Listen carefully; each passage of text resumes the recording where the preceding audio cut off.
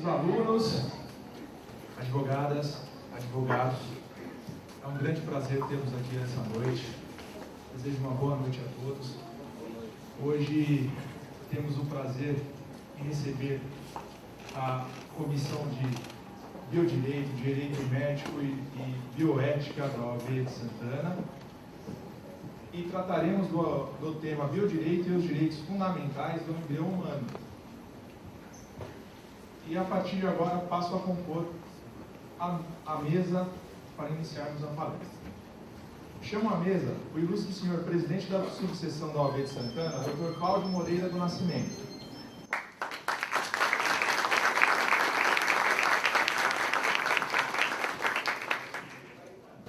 A ilustríssima senhora doutora Marilena Barbosa Lima, tesoureira da subseção da OAB de Santana.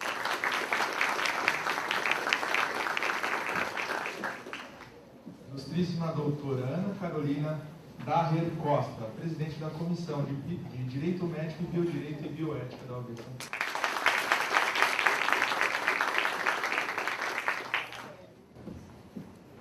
Ilustríssimo doutor Pedro Estocco, vice-presidente da Comissão de Direito Médico, Biodireito e Bioética da OAB de Santana.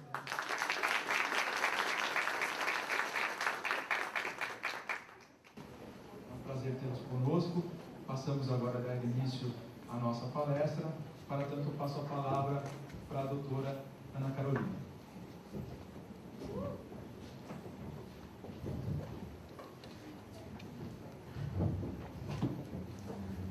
Boa noite a todos.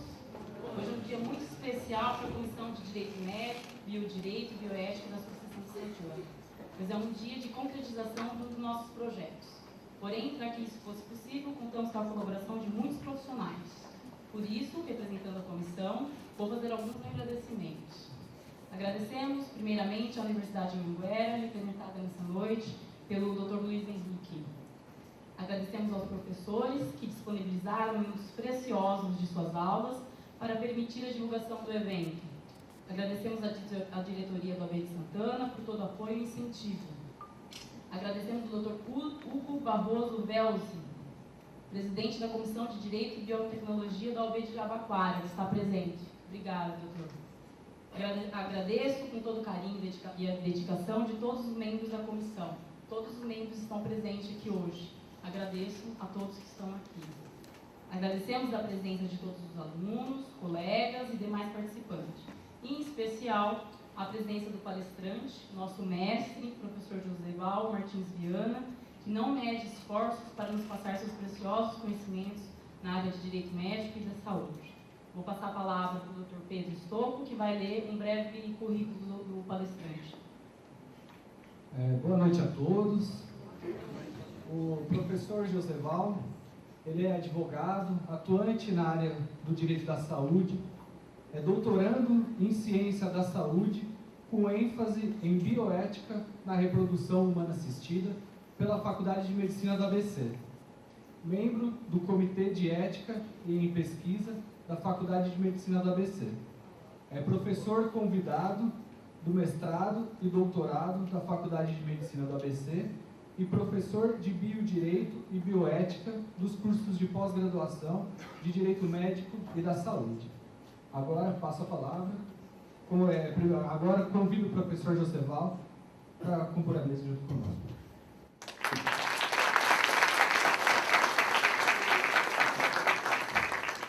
Boa noite a todos. Eu pedi licença à comissão para não fazer parte da mesa, porque eu quero dar a palestra em pé. Eu me sinto à vontade, é mania de professor, então a gente não gosta de ficar sentado. Então vou pedir licença aos colegas para fazer a palestra em pé. Quero agradecer o convite que me foi formulado, muito obrigado. Estou muito honrado por ver também que, deixando a modéstia de lado, saber que meus alunos estão desenvolvendo um trabalho relevante nessa área tão nobre, tão diferente do direito. E, na verdade, a minha palestra hoje é mais um desafio do que uma palestra. E eu vim aqui para desafiá-los no sentido de atraí-los para o mundo do direito médico e da saúde. Por uma justificativa muito simples. faltam profissionais. Faltam profissionais preparados para atuarem nessa área. E quando nós falamos em direito da saúde, direito médico da saúde, a impressão que se dá é que é um direito totalmente voltado para os médicos, para os profissionais da saúde. Não é, não. Na verdade, nós fazemos falta na área da saúde. Por quê? Porque os médicos, os profissionais da saúde, como os enfermeiros, os terapeutas, os profissionais, os fisioterapeutas, por exemplo, eles sentem muita necessidade desse apoio jurídico, porque eles trabalham muito com resoluções. E nós sabemos que na ordem hierárquica a resolução não enfrenta, vamos dizer assim, uma credibilidade dentro da nossa organização judiciária, porque ela está lá no finzinho, né, do topo lá da pirâmide de Kelsen, né? Foi Kelsen, né, que montou aquela pirâmide. Eles estão lá. E como não existe muita legislação a esse respeito, hoje eu faço parte do Comitê de Ética em Pesquisa exatamente em razão dessa necessidade. Para que os senhores tenham uma ideia, precisam advogados especializados nessa área para compor, por exemplo, assessoria jurídica de empresas farmacêuticas em São Paulo, principalmente no que diz respeito à experiência com seres humanos. Então, sempre precisam de um parecer jurídico, porque nós temos experiência, e aí, por exemplo, um caso que é extremamente importante, que é o caso da fosfetanolamina, acho que os colegas têm acompanhado essa discussão, e eu levo essa discussão para a sala de aula, e o que a gente percebe é que realmente existem poucos advogados que estão preparados para enfrentar essa decisão, essa situação jurídica, saber realmente a importância da fosfetanolamina, será que ela cura, será que ela não cura, será que autorizar o tratamento é prejudicial, não é prejudicial, quer dizer, então, quando nós, e outros medicamentos que estão em estudos, com problemas oncológicos, questões de qualquer pesquisa científica com animais também, nós não temos, como eu disse, pessoas preparadas, advogados, colegas para atuarem nessa área. Responsabilidade civil dentro da saúde pública, saúde privada, dou exemplo aí, por exemplo, dos planos de saúde. Poucos advogados estão preparados aí para enfrentar essas questões voltadas ao plano de saúde, aumento de faixa etária, questões de aumento abusivo dos planos de saúde, negativa de plano de saúde. Quer dizer, é um mercado totalmente novo, poucos advogados atuam, e o meu desafio é exatamente fazer com que eu consiga, antes que eu me aposente, de trazer o maior número possível de pessoas para a área do direito da saúde. Então fica aqui o meu convite para pensarem, principalmente quem é bacharel em direito, pensarem aí numa futura pós-graduação. É um mercado totalmente novo e eu gosto muito, eu brinco com meus alunos, que é uma ação judicial, por exemplo, que ela só discute direito. Ela não tem, nós não precisamos ir à audiência, porque toda a matéria é matéria de direito. Eu brinco com meus alunos que eu uso pantufa no escritório, porque eu não preciso de arbitrar. Realmente, já faz 15 anos que eu não vou ao fórum. Não preciso ir ao fórum. Por quê? Porque é matéria de direito, é um trabalho totalmente intelectual, é uma interpretação contratual, é uma aplicabilidade do direito das pessoas. Então eu trouxe hoje, exatamente para fazer esse desafio, essa temática dos direitos do embrião. Então, o biodireito é um coleguinha muito simples da bioética na área da saúde. Quando a gente fala em biodireito, nós falamos biodireito na área do direito e bioética na área da saúde. Existe uma discussão, então uma única discussão, porque quando nós falamos em biodireito, para que os senhores tenham uma ideia, nós falamos em testamento vital. A pessoa tem direito de escolher a morte, por exemplo. Essa semana tivemos um caso, semana passada tivemos um caso na Holanda, em que uma jovem foi vítima de estupro. Na verdade, ela foi estuprada durante muitos anos e ela não conseguiu assimilar a violência e requereu a morte, a eutanásia, e o país autorizou que ela então fosse morta por meio da eutanásia. E ela foi então morta a semana retrasada. Questão da eutanásia, questão da distanásia, transexualidade, transfusão de sangue, são temas extremamente importantes que estão ligados ao biodireito. E quando nós levamos essa discussão para o embrião, aí a coisa fica mais preocupante. Por quê? Porque nós não temos advogados especialistas na área, principalmente, que é a área que eu atuo, de experiências com o embrião. O que é que se pode fazer com o embrião? Como é que se faz o descarte do embrião? Como é que se faz a criopreservação do embrião? Será que eles estão manipulando o embrião de uma forma correta?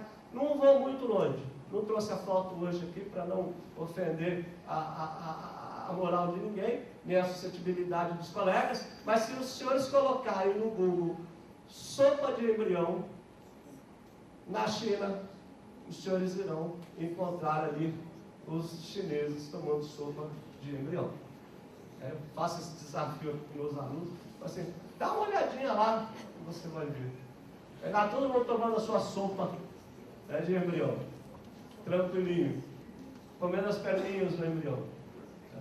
Na verdade, não é nem mais o embrião, já é o feto, já está numa idade bem mais avançada. E no Brasil, como é que nós tratamos essa situação? Não tratamos, sabe por que nós não tratamos? Porque nós não temos legislação que fale a esse respeito do biodireito. Volto a dizer, estamos sentindo a falta dos nossos colegas advogados nessa temática. Estamos precisando de advogados que discutam isso na área da saúde. Sabe por quê? Porque nós temos hoje teólogos, antropólogos, médicos e pouquíssimos, raríssimos advogados. E precisa ter advogado.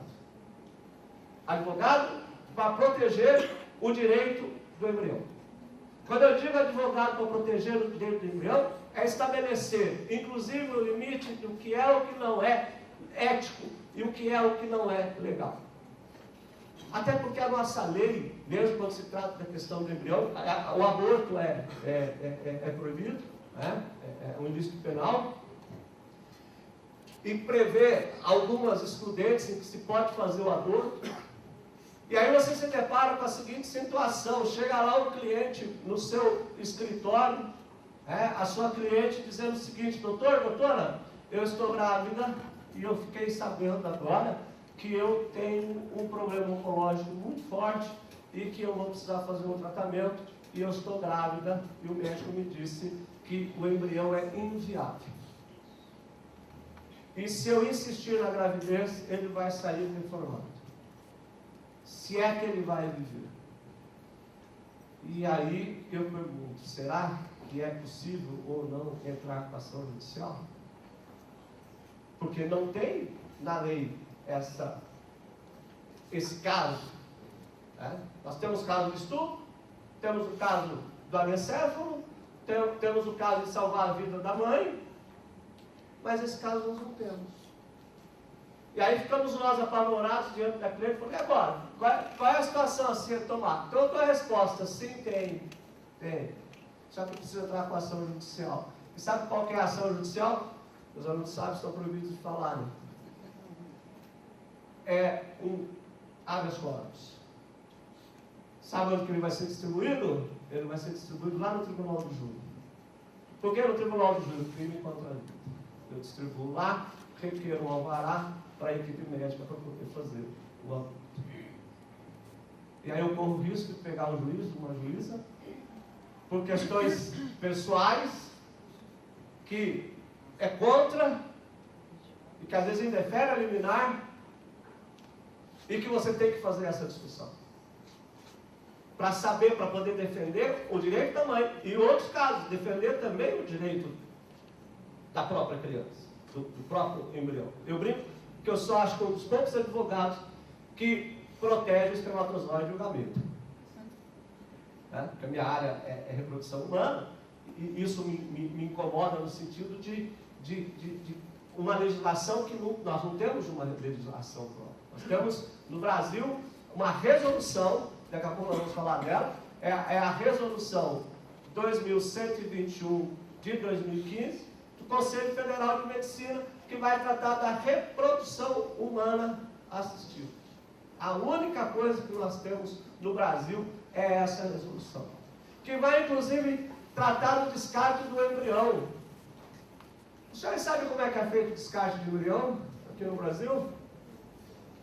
jogado na lata do lixo, literalmente. Literalmente. Eu dou assessoria jurídica para clínicas de reprodução humana em São Paulo. O estágio do embrião é literalmente jogado. O embrião é literalmente jogado no lixo. Então veja que essa questão ética, essa questão legal, não está sendo discutida por nós, operadores do direito. Levar essa discussão para o campo jurídico, porque essas discussões, na verdade, são levadas para o campo ético. Mas a bioética tem um problema. A bioética trabalha com juízos de valor. Quando você tem uma ciência que trabalha com juízos de valor, você tem um problema muito grave, que o juízo de valor é muito subjetivo, é aquilo que eu acho que é correto. Então, na contrapartida da bioética está o biodireito. Por quê? Porque o biodireito ele vai colocar uma legislação sobre aquele tema. Então, por exemplo, o que se discute muito hoje dentro do biodireito é a questão da reprodução humana assistida em casais homoafetivos. Então você tem a questão da bioética, que existe aí uma doutrina extremamente contra. E a bioética não chega a uma conclusão. Por quê? Porque eles trabalham muito com o juízo de valor. E aí você tem a resolução 2121 de 2015, veja que ela é nova. As resoluções na área da medicina, na área da saúde, são sempre atualizadas. Ela diz que pode. Então eu sempre discuto com meus alunos, brinco com eles. Aquela máxima jurídica, dura lex sed lex. E até digo, na sala de aula nós não discutimos religião. Nós temos que discutir a aplicabilidade da lei, da legislação. E isso eu trago para essa discussão de hoje. Que nós vamos então falar um pouco sobre o biodireito. Então, a primeira questão que eu acho que é extremamente importante para nós é começarmos a conceituar o biodireito. Se nós observarmos aqui, essa palavra é composta de bio mais de direito. O que é o bio? O bio está relacionado com a vida. E direito é um conjunto, nós aprendemos na faculdade que direito é um conjunto de normas que rege o cidadão diante de uma sociedade. Mas quando eu junto o biodireito, eu estou dizendo que eu tenho conjuntos de normas que estão para a proteção da vida, proteção da pessoa. Então eu uso o biodireito para proteger a pessoa, para proteger o indivíduo, para proteger, e aí vem um erro extremamente, explico por quê, para proteger a dignidade da pessoa humana. Eu pergunto para os senhores, será que tem pessoa que não é humana? Sabe por que nós copiamos a expressão lá no artigo 1º, inciso 3º da Constituição Federal, dignidade da pessoa humana? Nós copiamos isso porque existem alguns países, quando o feto ou o embrião tem algum tipo de deformação, uma deformidade, ele não é considerado pessoa. É considerado uma monstruosidade. E como nós copiamos e colamos, trouxemos para a nossa legislação a dignidade da pessoa humana. Eu discuto, pessoa só pode ser humana. Nós não prestamos atenção nisso. E o biodireito, por incrível que pareça, está ligado com o direito público.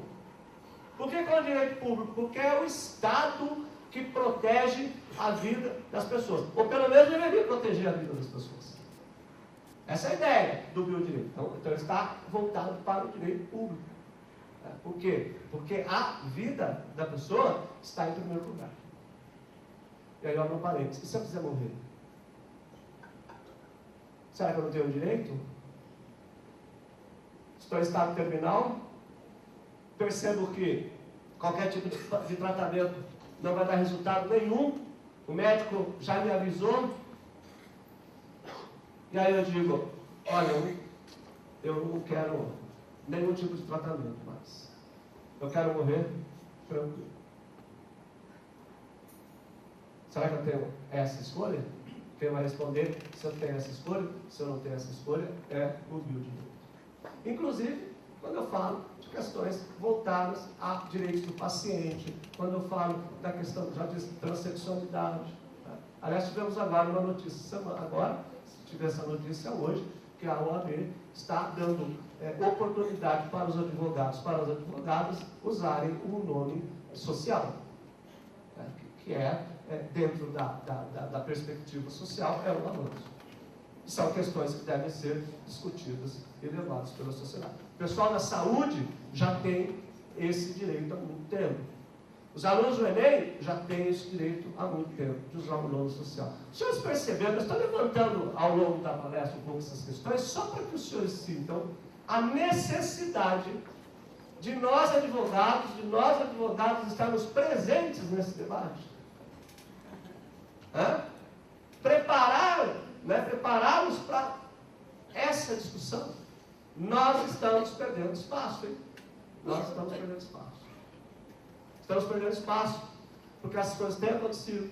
Quem tem decidido são os teólogos, são os antropólogos, são os profissionais da área da saúde, e nós estamos ficando de fora desse debate. Por isso que eu falei que no começo aqui da minha palestra, minha vinda aqui é um desafio para os senhores. Eu quero trazê-los para a área do direito médico da saúde. Então, quando a gente fala em biodireito, nós temos princípios também. Quando eu penso em princípios, eu sempre falo que eu penso em pilares. Por que eu penso em pilares? Porque princípio nada mais é do que pilar. Princípio é origem. É origem. Então, quando eu falo em biodireito também tem origem.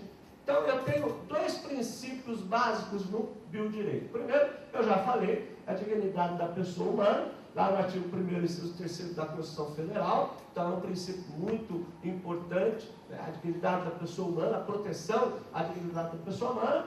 E o artigo 5º, inciso 10, é a proteção à própria pessoa. Mas aí eu levanto um grande problema. Sabe qual é o problema? É a definição do que é pessoa. Aí eu levo isso para o embrião. Por que essa discussão? Porque quando eu vou para a definição de embrião humano, e aí eu quero piorar a situação, veja que eu não estou falando de experiência com células-tronco. Certo? Porque quando eu falo de experiência com células-tronco, todo mundo fala, isso é um amontoado de células. É que eu fico até na dúvida de que se esse amontoado de células realmente é uma pessoa. Ou pelo menos se é um ser humano. Ou se é uma formação de uma pessoa, pelo menos uma pessoa em potencial. Mas eu trouxe algumas fotos de alguns embriões, porque quando a gente vai trazendo o embrião, de acordo com o que vai havendo a evolução, quinta semana, todo mundo vai dizer, não, aí dá a aparência de pessoa, né? Quando é célula, tudo amontoado, isso aí não é pessoa, não. Mas quando ele começa a tomar forma, diz, opa, isso aí já é pessoa. E aí eu tenho um problema. Por quê? Está aqui, ó. Esse aqui é o mocinho na quinta semana. Antes desse mocinho aqui, é um amontoado de células. Então, hoje, eu estou falando desse mocinho aqui, ou dessa mocinha, que está na quinta semana. A minha pergunta é, quais são os direitos dele ou dela?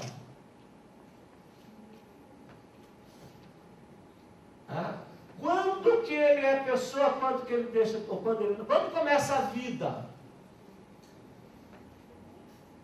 Aí eu vou partir para o 2º do Código Civil e aí eu me quebro todo. Sabe por quê? Porque como nós estamos num país laico e não queremos nos responsabilizar religiosamente, eu não defino a vida. Eu simplesmente coloco que os direitos do nascituro estão protegidos a partir da concepção.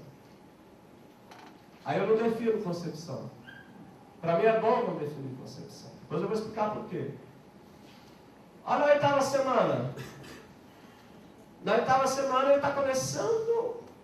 Eu não vou mostrar a partir daqui, porque da partir daqui ele é feto e ele fica bonitinho, aí não vale. Eu quero ele feinho aqui. Ou bonitinho, não sei, depende do gosto. Não é? Quais são os direitos dele?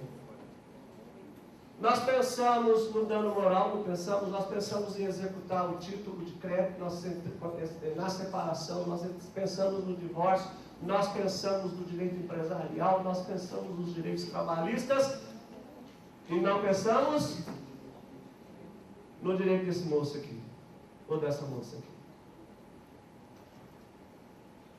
Eu quero fazer direito do trabalho. Eu tenho nada contra se alguém for direito do trabalho. Né? Ela não sabe que eu não tenho nada contra direito do trabalho. Direito alienígena. Só eu falo. Civilistas que ficam falando que é o direito alienígena. Mas quem que protege a vida dele? Os senhores estão percebendo a reflexão que eu estou trazendo? Como nós estamos atrasados nessa área de direito médico da saúde? Eu quero fazer família e sucessões. Eu não tenho nada contra a família e sucessões. Mas alguém tem que pensar neles. Olha, aqui já está melhorzinho. Aí ele é feto a partir da 9ª semana. Aí a coisa já... Isso aqui é vida? Sim. Isso aqui é vida? O direito civil distingue nascituro de pessoa, não é? Só a pessoa se respirar. Lembra das primeiras aulas? Respirou, adquiriu direitos. Aí eu digo para você, nascituro é pessoa, cuidado com a resposta que você for me dar, que você vai arrumar um problema para você. Porque se você me disser, isso é uma provocação, hoje eu vou provocar os senhores aqui. Você me disser que esse moço aqui é uma pessoa, nós teremos um grande problema. E não se preocupe porque eu não vou dar a resposta não, viu? Estão achando que eu vou dar a resposta? Essa reflexão os senhores vão levar para casa hoje. Porque se eu falar que é uma pessoa, se eu falar que ele é uma pessoa, eu não posso fazer nada com ele. Não é verdade? É uma pessoa, tem direitos, não tem direitos? Porque o nascituro é aquele que já foi concebido, mas ainda não nasceu. Aí eu tenho um problema nessa definição, eu vou falar já. Pois bem, agora veja o seguinte, se eu entender que ele é uma pessoa, eu já não posso fazer mais experimentos com células tronco lá atrás. Por quê? Ali, eu tenho uma doutrina que defende que já é uma pessoa. E quando eu faço experiência com células tronco, quando eu faço terapia para salvar outras pessoas, o que eu estou fazendo? Eu estou inviabilizando a vida. Viu o problema que eu arrumei aqui hoje para os senhores? E de maldade eu não vou falar nada. Os senhores aqui vão refletir sobre isso, porque a minha ideia hoje aqui é provocá-los. E agora eu vou piorar. Posso piorar? Então vou piorar. Eu já aproveitei os meus embriões, já estão sendo doutrinados juridicamente, você sabe qual é o direito deles. Para ninguém ofendê-los, então eles já sabem. Inclusive, o senhor já sabe que ele tem direito à procuração judicial, não tem?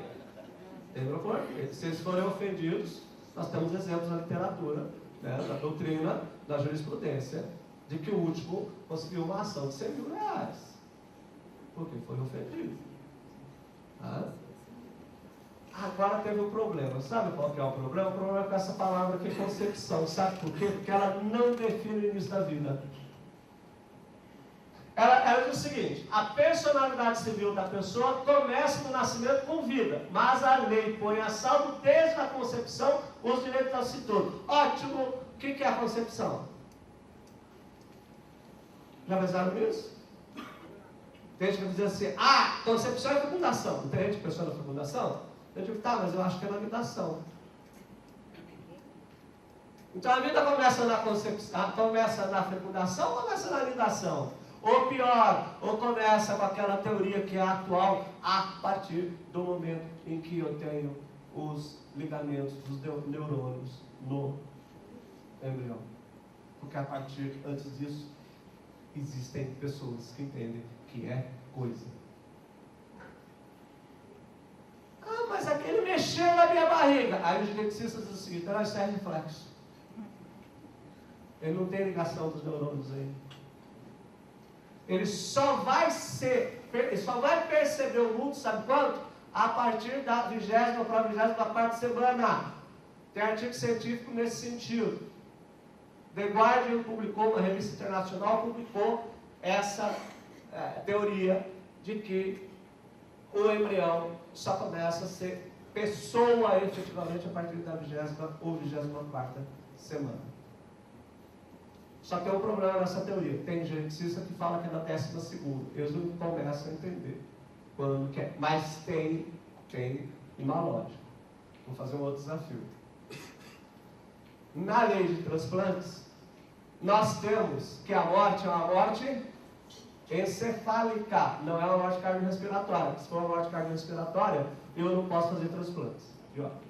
Quando eu falo de morte encefálica, eu tenho outro problema, porque o coração pode estar batendo. E o grande problema da doação de órgãos é que muita gente acha que o parente está vivo, porque o coração está batendo. Eu tenho aquela expectativa de religiosidade que uma hora ele vai melhorar. Se eu tiver a morte cardiorrespiratória, eu não tenho mais transplantes de alguns órgãos, a maioria deles. Só que se eu for ler a lei de transplantes de órgãos, a morte é uma morte encefálica. Por quê? Porque eu tenho um momento do desligamento dos neurônios. Agora brincando, se morreu aqui, onde começou? Está na 20ª semana. Não estou afirmando, estou só provocando. Percebeu o grande problema? E aí eu não cheguei, porque aí eu vou piorar. Pode piorar? Não? Piorar. O problema maior não é nem dizer quando começa ou quando termina a vida. Sabe qual que é o problema maior? É dizer quais são os direitos dele. Percebeu? Nem que seja na nidação, então aqui, ó, na fecundação, momento em que o espermatozoide... porque aqui na fecundação é sinônimo de concepção. Só que tem um detalhe. Nidação, a nidação, que é, agora o óvulo, ele cola, né, na parede uterina, é concepção também. O nosso direito não define o que é concepção, se é fecundação ou se é nidação. Ele fica na concepção. Quando houve a discussão do anencéfalo, eu falei, agora o STF vai definir, vai conceituar o que é início de vida. Todo mundo pulou fora. Ninguém discutiu isso. Só então o ministro Eros Graus começa dizendo assim: o embrião não é coisa. O embrião não é coisa. Não é para coisificar a pessoa. Por isso que ele falou. Mas ninguém definiu quando começa a vida. E ninguém define. E eu brinco com meus alunos todas as vezes que eu vou no congresso médico, que eu faço essa pergunta, eu sou expulso de lá. Ninguém quer me dizer quando começa a vida. Aí eu tenho que deduzir por questões pessoais. Aí eu tenho, diante dessas questões, a teoria natalista, que nós já estudamos isso no primeiro ano de Direito Civil. Quando eu falo da teoria natalista, eu estou dizendo o quê? Essa teoria só entende que o embrião é pessoa quando ele nascer. Mas ele nascer, ele não é pessoa. Posso fazer o que eu quiser com ele, então. Inclusive jogar no lixo. Dá para preservar, mais 5 anos. Família deu autorização. Eu posso fazer duas coisas com ele. Ou eu posso eu posso descartar, ou eu posso fazer experiências científicas com eles, de acordo com uma limitação que hoje é só as células trônicas. Eu duvido. Imaginem os senhores, as clínicas de reprodução humana assistidas, ao longo dos anos, quantos embriões? Porque o que acontece? O casal vai lá e vai fazer a reprodução humana. Então, na hora de se fazer a reprodução humana, vamos supor que naquele processo eu tenho 4 embriões.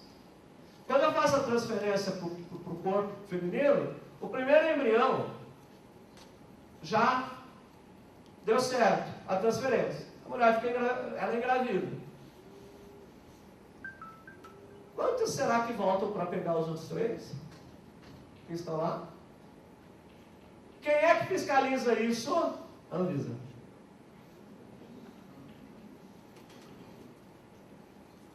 Já ouviram falar dessa fiscalização? Aí eu brinco, né? Assim, isso vai para o mercado negro? Isso vai para a sopinha da China? Vai. Porque isso não fiscaliza. Nós não temos operadores do direito com órgãos instituídos para essa fiscalização. Percebeu? A teoria da personalidade condicional é quase igual à teoria natalista. A diferença é que ele entende que a pessoa não ela é pessoa, mas ela não tem direito, e essa pessoa só está condicionada a ter direitos quando ela nascer e nascer com vida. Tá. A natalista, assim, não tem direito nenhum. Isso é coisa. Pode fazer o que quiser com ele. A personalidade condicional diz assim, ó, ele é pessoa, ele tem alguns direitos, mas ele tem outros direitos ele não tem, mas eu não posso fazer nada com ele, porque o direito que ele tem só vai se caracterizar mesmo conforme ele nascer, mas ele tem uma certa proteção, então eu não posso descartar, não posso abortar, não posso fazer nada. E a concepcionista é a nossa, é do artigo 2º do Código Civil. Olha lá, ó. O embrião adquire personalidade jurídica desde a concepção. Mas tem um problema. Eu vou morrer falando isso. Não tem um autor que não fala se é desde a nidação ou da fecundação. Ele fala que é da concepção. A impressão que dá que ninguém quer se comprometer. Mas se eu pego um livro de bioética, principalmente aqueles que são produzidos pelos religiosos, adivinha onde está o início da vida? A partir da fecundação. Então ele entende que a partir da fecundação já é pessoa. Se é pessoa, eu não posso fazer absolutamente nada com ele, inclusive experiências com célula tronco. Esse é o problema, é pessoa. Esse é o problema que o biodireito enfrenta. E está aqui a teoria da ligação dos neurônios, né? The Guardian, se jogar no Google, vocês vão encontrar. É da 20ª semana da concepção, porque as conexões nervosas no cérebro do embrião não são formadas antes desse período. Então, as pessoas entendem que daqui para frente ele não sente nada, que esses reflexos são todos reflexos mecânicos e que eu também posso fazer. Eu quero abrir um parênteses aqui. A necessidade dos senhores atuarem nessa área. No último congresso que eu participei na área da saúde, não sei se os senhores sabem, hoje o Brasil não pode mais trabalhar com placebo, proibido. Não existe tratamento de nenhuma doença com placebo. Eu tenho que, no mínimo, tratar. Se eu for experimentar um medicamento, eu dou o tratamento convencional que ele está fazendo, dou mais o placebo para ele. Pego um outro grupo, dou o tratamento convencional para ele e dou o outro tratamento experimental. Não posso deixar o paciente hoje sem medicação. Em razão da Segunda Guerra Mundial. Proibido isso hoje. Experiências com seres humanos. Tá bom. Aí, veja o seguinte. Vou começo, vejo os médicos que trabalham, que atuam nessa área de pesquisas com seres humanos, totalmente nervosos, porque não podem mais aplicar o placebo no paciente e avaliar a evolução da doença. Até a morte. Sabe qual é a justificativa? Morre um, mas o saldo? Quantos dos pacientes hoje estão passando por pesquisas científicas e não sabem? Eu vou brincar. Quantas vezes você foi ao médico e recebeu aquela amostra grátis? Depois você chega no outro dia lá e diz assim, o médico fala com você e fala assim, como é que é? Reagiu bem? Estão gostando bem do médico? O médico tá bom? O que ele garante? Que aquilo não é pesquisa científica. Que ele está fazendo uma pesquisa sem eu ter consciência. Porque a resolução 466 de 2012, que trata das pesquisas com seres humanos, depois dei uma lidinha lá, a resolução do Conselho Nacional da Saúde 466 de 2012, trata das pesquisas científicas. Eu já vou encerrar. Imagina.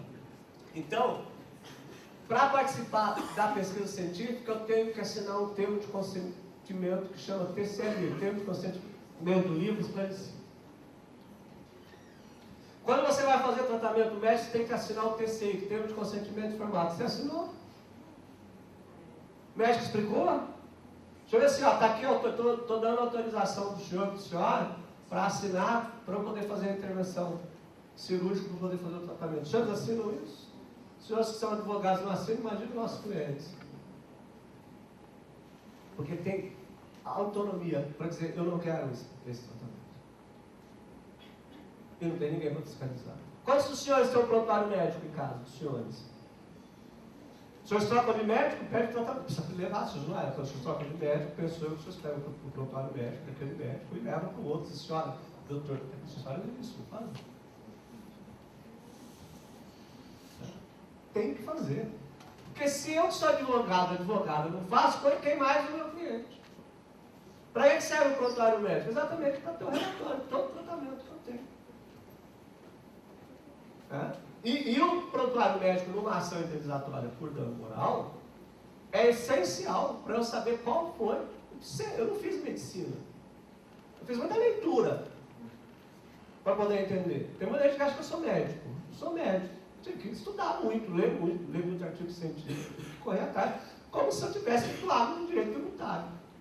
Se eu tivesse que atuar em direito do trabalho, eu teria que pesquisar, que foi o que eu fiz. Minha área é a área da saúde, eu tenho que pesquisar, entender o que o médico vai fazer, como que ele vai fazer, entender toda essa sistemática. Tive que ler livro de embriologia para poder saber todas essas questões do embrião, como é que funciona, para saber quando começa a vida, o que eu posso colaborar, o que eu posso dar contribuição para o meu país em razão da proteção do embrião.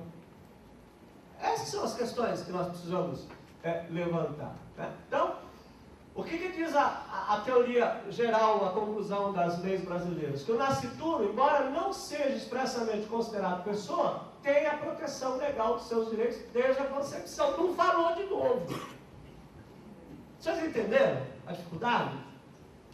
Ninguém diz, desde a nidação, ou ninguém diz, desde a fecundação. Isso é concepção. Ninguém se arrisca a dizer, porque os estudos pararam. Os senhores sabem quem foram, quando o STF foi julgar o anencéfalo, os senhores sabem quem que eles foram consultar? Os antropólogos, os teólogos. Sabe quantos advogados? Nenhum.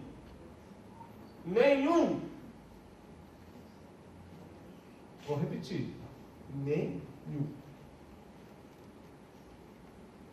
Antropólogo falando sobre os direitos do embrião. Teólogo falando sobre os direitos do embrião. E nenhum jurista falando sobre os direitos do embrião. Perceberam como a coisa é grave? Como nós estamos perdendo terreno? Nós temos que recuperar isso. Temos que recuperar. Aí, já falei, e aí nós temos um problema. O anencéfalo, o bebê anencéfalo, e o portador da microcefalia são dois casos diferentes. Eles podem ser abortados pela Organização Mundial. A Organização Mundial da Saúde fez uma proposta para os países para abortarem aqueles bebês de microcefalia. A proposta é feita. Existem instituições aqui no Brasil que estão com uma ação judicial no STF, antropólogos, que querendo autorização do aborto da microcefalia. Só tem um problema. Qual que é o problema entre o anencéfalo e a microcefalia? O bebê anencéfalo não tem viabilidade. Ele não vai viver. Ele vai viver 1 ou 2 anos no máximo. E o microcefalo? Vai viver. Uma vida limitada, mas vai viver. A vida não é inviável. Uma vez eu fui pedido para me retirar de um congresso. Nesse eu não fui porque eu era um dos palestrantes, ficava chato, fui embora. Mas nós estávamos discutindo a questão do aborto. Aí eu olhei para a mesa, só tinha homem. O que o senhor acha do aborto? Nada. Eu não fico grávido. Eu não sou gestante, eu não levo a criança 9 meses na minha barriga. Eu precisaria de uma opinião de uma mulher para dizer o que ela acha. Porque quem tem que decidir sobre o próprio corpo eu sou contra o aborto em alguns aspectos, outros não. No caso do anencefalo, eu sou a favor, mas eu acho que quem tem que escolher é a mãe.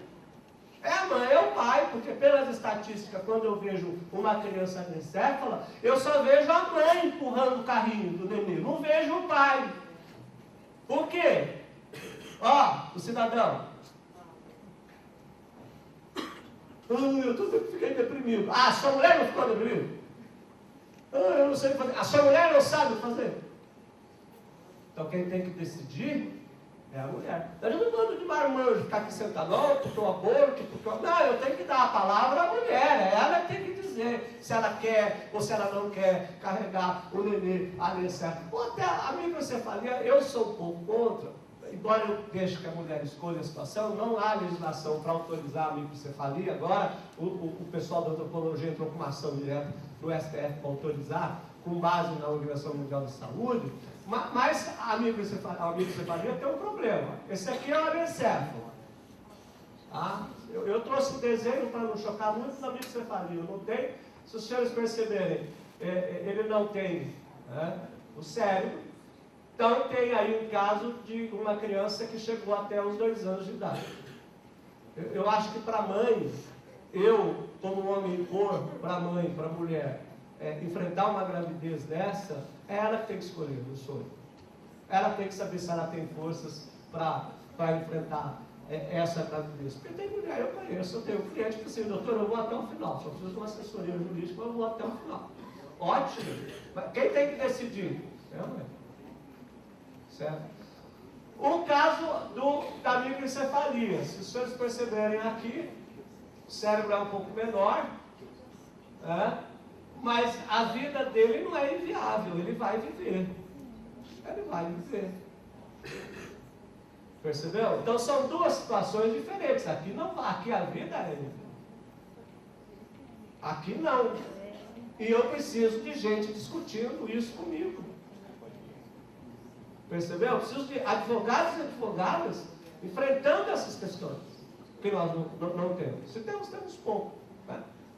Aí, para caminharmos aí para o final, do ponto de vista legal, e aí os meus alunos acabam discutindo comigo porque eu falo o seguinte: nós relativizamos a vida. Ao mesmo tempo que é proibido o aborto, nós autorizamos o aborto. Então, a vida não é absoluta. Embora esteja no artigo 6º da Constituição Federal, nós relativizamos a vida. Nós adaptamos a legislação.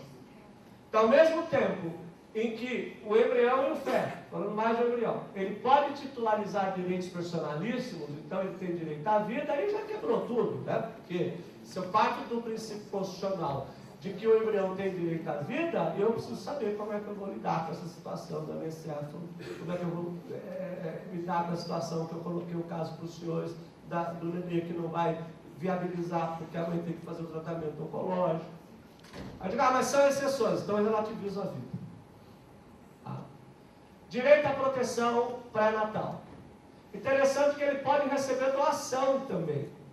O embrião pode receber doação sem prejuízo do recolhimento do imposto de transmissão, entendeu? Ainda bem que ele não paga imposto, tá? Mas depois que ele nascer, ele vai pagar. Tá? Mas nesse momento não. Pode ser nomeado curador e pode, então, o Código Penal tipifica o crime de aborto com aquelas exceções que eu falei. Temos aí, em decorrência, a proteção conferida pelos direitos da personalidade. Então, o nascituro tem direito à realização do exame do DNA para efeitos de paternidade. E umas últimas conquistas foram os alimentos gravídicos, tá? Pela Lei 11.804 de 2008. Mas, eu ainda quero insistir um pouco mais, e essa é a tese do meu doutorado, que são as questões dos embriões diante das pesquisas científicas. Isso é a coisa mais grave que eu tenho, que eu não defini ainda. Tá? Por quê? E aí, quando eu penso que a coisa vai andar, olha o que o enunciado enunciado 2 da primeira jornada de direito civil da Justiça Federal coloca: o artigo 2º do Código Civil não é sede adequada para questões emergentes da reprodução genética humana, que deve ser objeto do estatuto próprio. De qual é o estatuto próprio? Não tem. Né? O que nós vamos fazer? Existe o estatuto do embrião, mas ainda não está aprovado. Eu não sei se esse estatuto do embrião é o melhor também. Tem algumas coisas lá que precisam ser pensadas. Já mencionei, toda a questão relacionada com o embrião é a resolução do Conselho Federal de Medicina 2121 de 2015. E aí eu tenho umas questões, só para vocês terem uma ideia, olha como é que essa questão de embrião é meio complicada. Dos mais de 26 mil embriões congelados em 2011, 26 mil embriões em 2011, hein? Nós estamos em 2016, imagine isso. Ah, mas eles são pequenininhos, com pouco espaço. 80% foram abandonados. Sabe quem paga a conta? A clínica. Vocês acreditam? Sabe o que a clínica faz? Algumas clínicas que eu dou assessoria jurídica, eles mandam um boleto de R$100 para manter a criopreservação. O senhor sabe quantos que pagam? 20%. Quem assume o resto? A clínica. Aí eu brinco, até vi uma proposta. Né? Uma realidade que a gente tem que ver. Olha aqui, para os senhores terem uma ideia, em 2011 foram congelados 26.283 embriões. 80% foram abandonados pelos pacientes. Para congelar o embrião, o custo inicial em 2011 era de R$2.000. E a manutenção era de 80, hoje está mais, 3 mil, por isso o boleto passou para 100. E que ninguém paga. As pessoas não voltam. Volta para o segundo. Se tiver 4 embriões, o segundo ele até volta. A partir do segundo não volta mais. Aí tem que assinar um documento autorizando o médico a fazer, adivinha o quê? Ou descarte ou pesquisa científica. Aí é que está o perigo, porque ninguém fiscaliza pesquisa científica. O descarte é lixo mesmo, literalmente. Eu pego os embriãozinhos e jogo no lixo.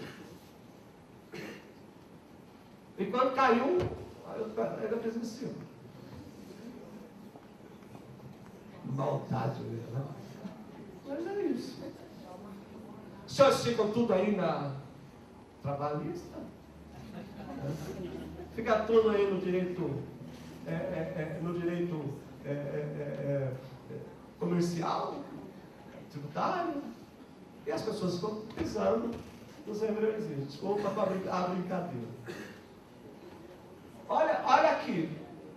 Na criopreservação de gametos ou embriões, as clínicas, centros ou serviços podem criopreservar espermatozoides, óvulos e embriões. Agora tem um problema hoje nas clínicas, porque os casais se separam, e aí eles entram com a ação para saber de quem é a propriedade do embrião.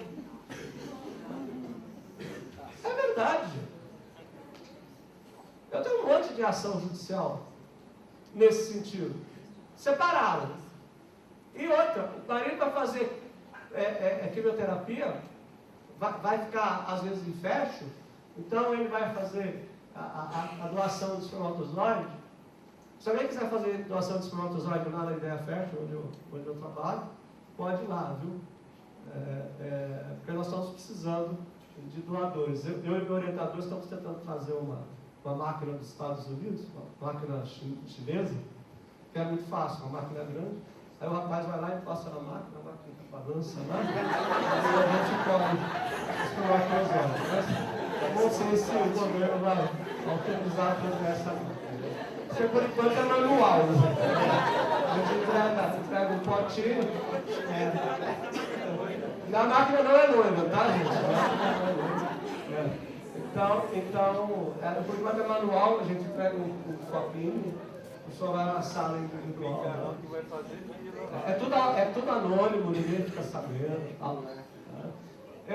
Então eles podem, inclusive, preservar os tecidos gonádicos, tá? Que são os fragmentos de ovário e testículos. E é aquilo que eu falei, olha, precisa deixar por escrito em caso de divórcio, doenças graves, falecimento, questão de herança. Às vezes o marido morre e a mulher quer fazer a reprodução humana assistida e o pai ou a mãe do falecido não querem, entra direto no inventário, aí você tem que entrar com ação judicial. Olha o campo que tem para trabalhar nessa área de direito médico e da saúde. É interessante os senhores também trabalharem com a área de biossegurança, que é o que você pode fazer com pesquisa, e veja que são pesquisas com células-tronco, não se fala com embriões, tá certo? Pesquisas só com células-tronco. Tá?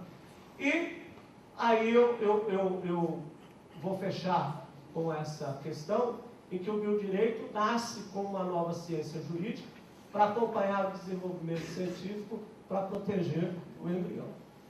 Então, veja, eu faço esse desafio para os senhores, tá certo? Para que pensem nisso, né, como futuros advogadas dessa área. Se quiserem me acompanhar no Face, meu nome é Joseval Martins Viana.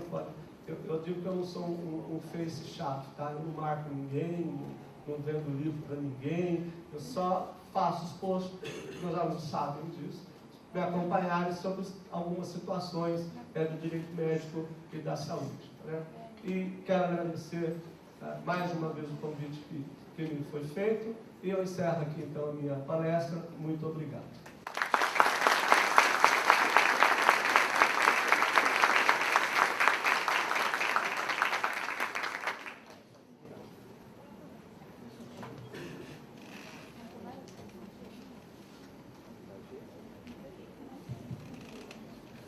Boa noite.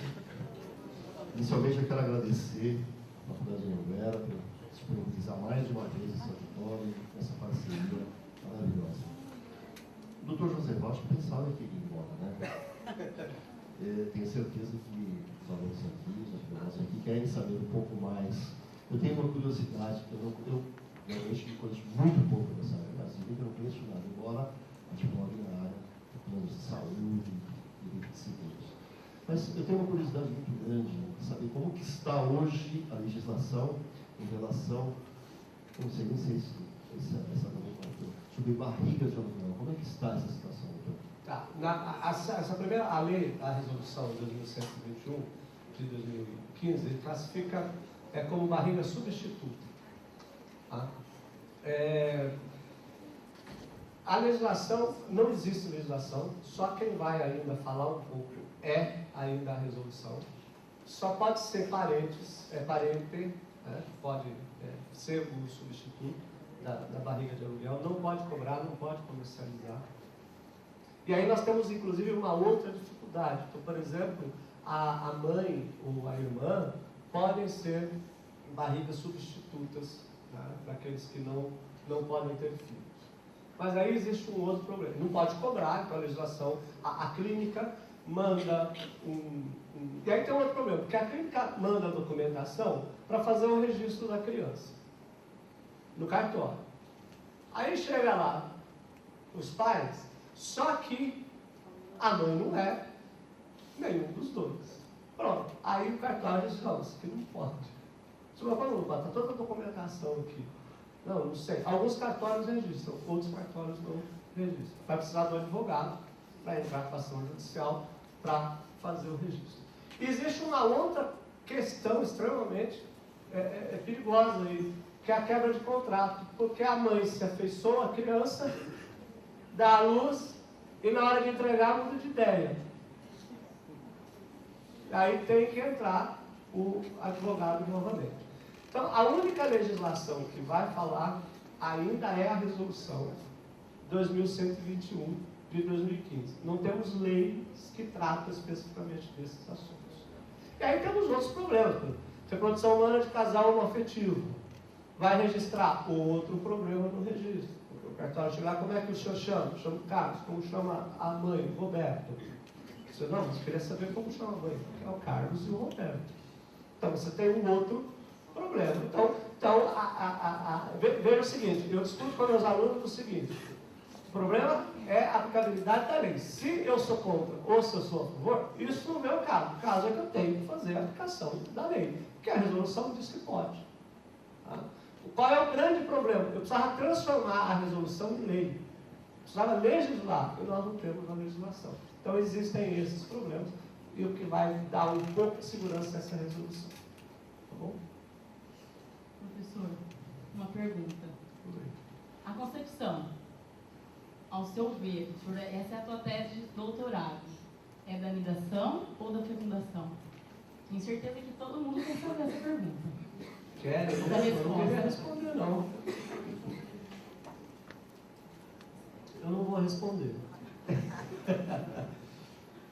Sabe por que eu não vou responder? Bom, eu vou responder por questão religiosa. Então eu vou tentar estabelecer uma diferença aqui. Eu acredito que a vida começa a partir da fecundação mesmo. Eu comecei a defender a tese que era da anidação, mas depois a gente acabou optando, mas não é o que está na minha tese. Minha tese é pior ainda, depois eu explico tudo aqui. Eu acredito que é a anidação. Aí, voltado à anidação, eu acredito que a proteção do embrião humano, e aí eu não falei, mas a bioética tem 5 princípios, que é o princípio da não maleficência, o princípio da beneficência, da justiça, da equidade, e me ajude aí, qual é o outro? Autonomia. Da autonomia. São esses 5. Eu acredito que pode sim fazer pesquisas científicas, desde que se preserve o embrião, não causando mal nenhum a ele, e que a pesquisa seja em benefício dele próprio.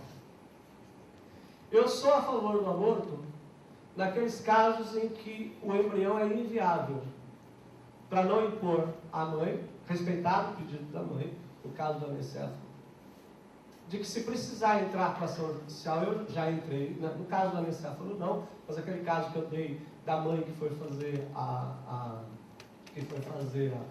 o tratamento oncológico, eu entrei com ação judicial, e aí eu fiquei uma semana dormindo na sala, porque a minha esposa é advogada, e ela não admite, em hipótese nenhuma, o caso. Por isso que eu acho que tem que dar a palavra para a mulher. Porque eu tenho a minha esposa tem certeza absoluta de que, em qualquer circunstância, ela vai enfrentar o aborto. Por isso que eu aprendi em casa que eu tenho que dar a palavra para a mulher. Ela que tem que definir isso. Não sou eu que vou dizer para ela se ela vai abortar ou não. Então, eu trato essas questões. Então, eu começo a partir da fecundação. Aí vamos dizer assim, é contra ou a favor a experiência com células-tronco? Eu vou dizer, eu sou a favor. Eu sou a favor. Por quê? Porque, embora eu esteja prejudicando alguém, eu tenho a oportunidade de salvar a vida de outras pessoas. Mal de Alzheimer, mas isso também tem toda uma limitação.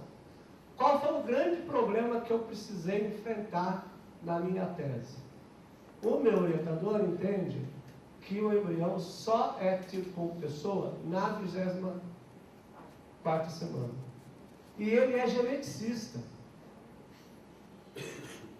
Ele entende isso muito mais do que eu. E eu tive que defender essa tese. Mas como é que eu tenho um contraponto? Aí eu fui buscar na lei de transplantes e que a vida termina. Então, qual foi o meu posicionamento? Eu estou colocando um parâmetro de início de vida aqui, né, com a união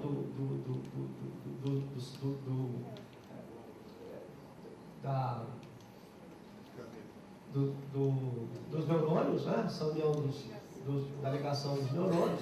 Então, já que desliga lá, então ele começa aqui. Mas não é o que eu defendo. Mas eu não posso falar isso, porque ele é meu orientador. Né? Só vou falar depois que eu for aprovado, né? Vai ser agora no 2º semestre. Depois até mando um convite para estar, porque é aberta. Os senhores me verem apanhar bastante, porque 95% dos médicos são ateus. Tá? Então, se vocês terem uma ideia, nós precisamos implantar na FABC o Instituto de Psiquiatria, porque o índice de suicídio entre os estudantes de medicina tem aumentado muito. Então, muitos precisam de tratamento, porque a vida acaba perdendo sentido. E, Ana, eu vou lembrar dessa pergunta quando eu estiver corrigindo a sua prova, tá?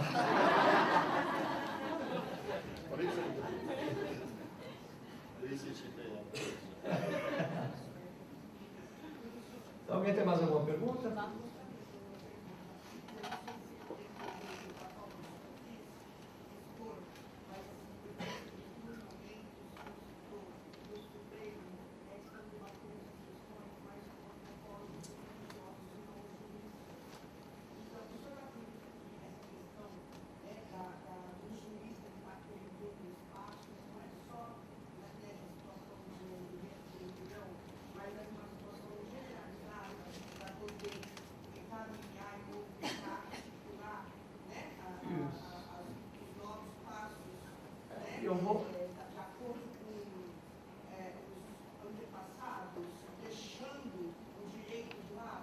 Eu vou até me aprofundar um pouco mais. Quer ver uma coisa?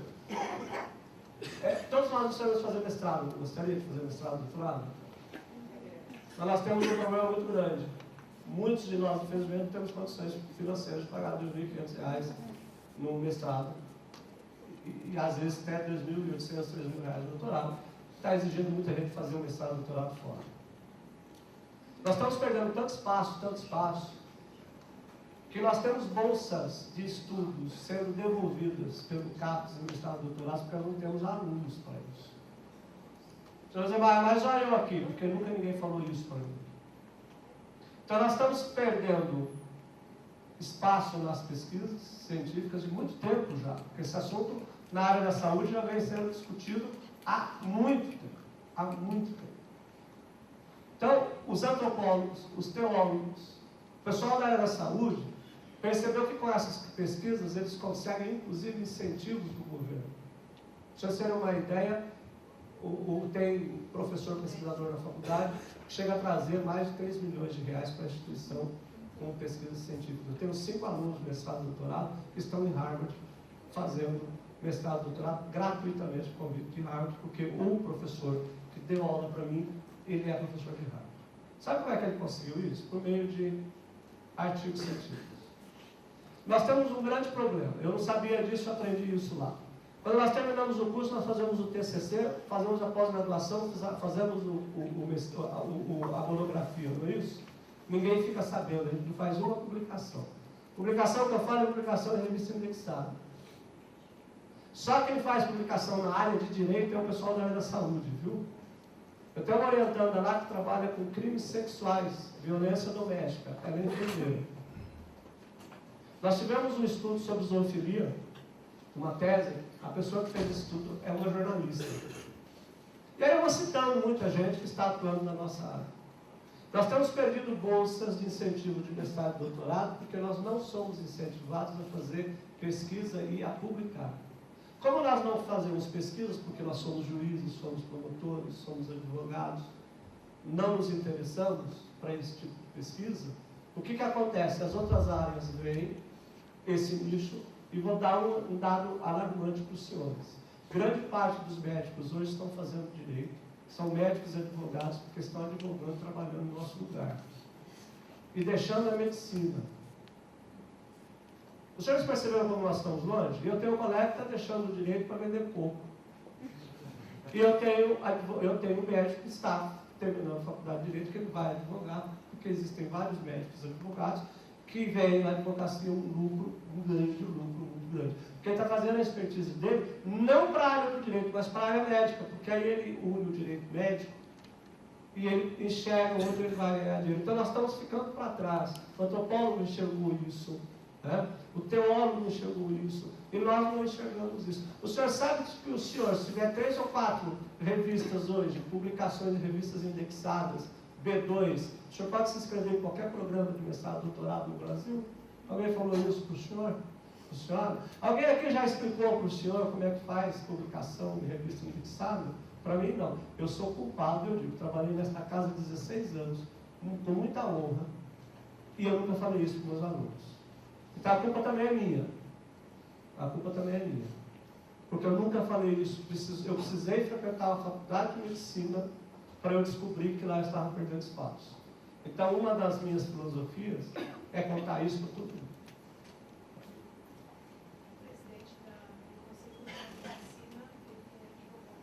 O presidente do Conselho Geral de Medicina é advogado. Tá? E médico. Então, os senhores terem essa ideia de como nós estamos usando programas. Alguém mais? Tem uma pergunta? Professor José Val, uma dúvida, né? Baseada mais no direito de família também. Tá? Falou na criogenia dos embriões. Tá? No caso do divórcio, discussão de quem ficará com o embrião. Existe isso, pela experiência do doutor? Eu desconheço, eu sou leigo nessa área. Como ficaria os alimentos nesse caso, por exemplo? Porque se ficasse para um, digamos que o outro deveria pagar alimento, não sei. Isso, ele paga alimentos. Mas aí tem uma outra diferença que é a questão do nível social. uma reprodução humana assistida. Deixa eu só falar uma coisa, eu nunca digo para um médico que trabalha com reprodução humana assistida inseminação artificial. Se falar isso, ele tira você da sala, porque inseminação é veterinário, tá? Sempre diga para ele que é reprodução humana assistida. Aí te contrata, se fala inseminação artificial, você está fora. Na reprodução humana assistida, uma reprodução humana assistida hoje custa R$20 mil. Isso, 20 mil. Tendo sucesso ou não. Então não vai ter problema com alimentos, porque a pessoa que entra com a ação, ele também vai se responsabilizar pela criopreservação. Então ele vai guardar para fazer futuramente a reprodução humana assistida. Então é também uma clientela que não existe esse tipo de problema com relação ao pagamento. Porque às vezes ele faz duas, imagine, 2, 3, dá R$20 mil, que é um cliente bom em potencial para nós também, porque se ele vai gastar R$20 mil numa reprodução humana assistida, ele é um bom cliente para nós. Mais alguma questão? Professor, meu nome é Eduardo, eu sou aluno do quinto semestre de Direito dessa faculdade. Desculpa ter pouca experiência, mas o senhor fala que a resolução 2121 deveria se tornar lei, né? 2121 de 2015, bem recente. Né? Bem recente. Tem basicamente um ano de vida, na verdade. Aí eu pergunto, primeiro, por que ela deveria se tornar lei? Segundo, essa resolução, ela é respeitada na íntegra ou não? Ou contém ainda lacunas ou falhas que deveriam ser corrigidas para depois, talvez, se tornar lei? Eu penso que ela precisa primeiro se tornar lei, para eu, de acordo com os casos concretos, eu vou modificando essa lei. Mas pelo menos eu tenho um norte para saber o que se pode fazer e o que não se pode fazer. Por quê? Porque o juiz aplica a resolução de acordo com o caso concreto. Então, tem hora que na ação judicial, ele diz o seguinte: não aplico a resolução porque existe uma jurisprudência formada nessa situação. Então, eu excluo. Tem outra hora que diz assim, nesse caso eu aplico a resolução porque, embora ela seja um norte, só existe ela para discussão desse caso. Então, nessa situação, fica muito complicado você entrar com a ação judicial se você não conhece a temática. Então, se você tem uma legislação, a legislação é muito mais forte para se aplicar. Porque já que a matéria é de direito, evita até que eu fique propondo ações judiciais para discutir questões contextualizadas. Se eu sei que a lei é nesse sentido, não tem problema nenhum. Te dou um exemplo. Sabe por quê? Antigamente a lei era 2013.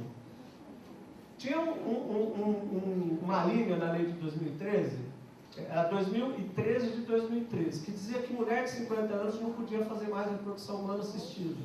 Mas qual que é o critério que a mulher com mais de 50 anos não pode fazer reprodução humana assistida? Tem mulher com mais de 50 anos que tem muito mais probabilidade de gerar um filho do que uma menina de 20, 30 anos. Quem vai dizer isso é o médico. Tomaram tanta ação judicial, o Conselho Federal de Medicina foi tão acionado judicialmente, que eles tiveram que colocar, mudar para 2015, dizendo que a partir de 50 anos, se o médico recomendar. Só por causa disso que ela mudou. Para evitar o número de ações judiciais. O que isso demonstra para nós? Que o próprio Conselho Federal de Medicina carece de pessoas profissionais do direito que discutam essas questões lá. Senhora, 50 anos não adianta colocar, porque você não tem previsibilidade legal para isso. Então, por isso que eu falo, essa lei não é a melhor? Não é a melhor. Mas se eu tivesse uma normatização e se eu aplicasse, então o juiz aplica a resolução de acordo com o caso concreto. Tem hora que ele aplica, tem hora que ele não aplica. Tá bom?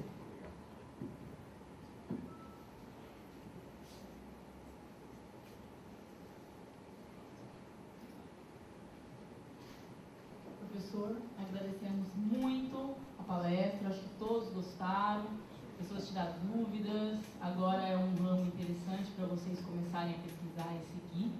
Agradecemos a presença de todos, muito obrigada. Palmas para o professor.